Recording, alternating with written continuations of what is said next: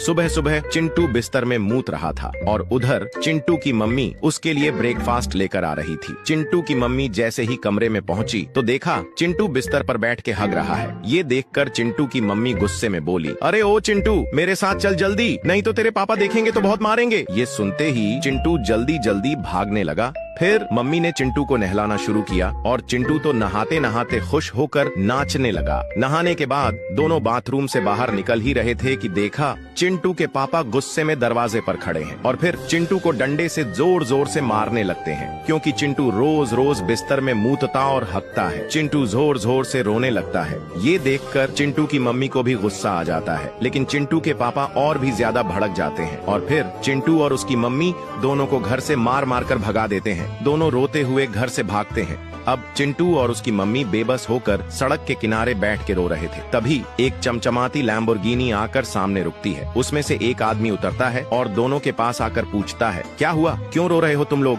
चिंटू की मम्मी उस आदमी को सारी कहानी बता देती है, कैसे उसके पति ने मार मार कर दोनों को घर से निकाल दिया। ये सुनकर वो आदमी तुरंत पुलिस को कॉल करता है और पूरी कहानी बताता है।